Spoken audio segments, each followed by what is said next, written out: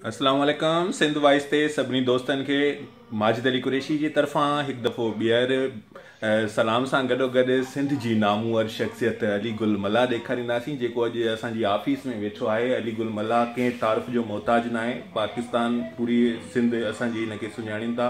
रंगीले खां पोइ जेको वॾो नालो आहे पाकिस्तान में, जेको खाल भरियो, इन ते नदीम असांजे पाकिस्तान जो लेजेंड अदाकार आहे। उन बि चयो त जेॾीमहिल रंगीलो मरी वियो त असां सम्झोसीं पाकिस्तान में हिकु वॾो खाल पैदा थियो आहे जेको कॾहिं भरिजंदो कोन।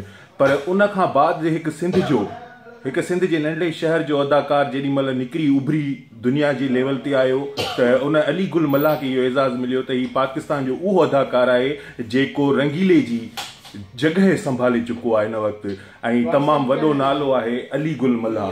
अली गुल मला असां सां गॾु आहे। सॼे फेसबुक ते दोस्त तव्हांखे ॾिसनि पिया। अस्सलाम वालेकुम दोस्तो, अस्सलाम वालेकुम। ख़ुशि जो आबाद हुजो। ऐं साईं हिन वक़्तु असां जेको आहे सो सेवण जी गादी में आहियूं, लाल साईं जी दरगाह ते हाज़िरी भरीसे ऐं संगत सां मौजूदु आहियूं प्रेस क्लब सेवण में। ऐं दोस्त असांजो माजिद अली जेको आहे सो माशाअल्लाह वॾो एक्टिव आहे, फेसबुक जो बादशाह आहे। ऐं उन असांखे जेको आहे सो तव्हां सां मुलाक़ात कराई, वॾी महिरबानी तव्हांजी।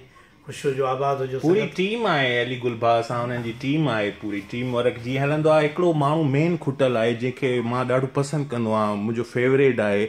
हे त सॼी सिंध भले पूरी दुनिया जी मासी चपरां बि आहे, सभु कुझु आहे, पर अली गुल मला खे मुंहिंजे तरफ़ां अस्सलाम वालेकुम। उहे बि असांजो प्रोग्राम ॾिसनि, सदाईं पाण ॾेखारींदा आहिनि लाइव, हुतां वेठा हूंदा आहिनि। कॾहिं आर्ट काउंसिल पाकिस्तान में बि मज़ाक पिया कंदा आहिनि, हिक ॿिए सां सीटुनि ते वेठा हूंदा आहिनि, अॻिते पोइ हिते केॾी महिल किथे कंदा आहिनि।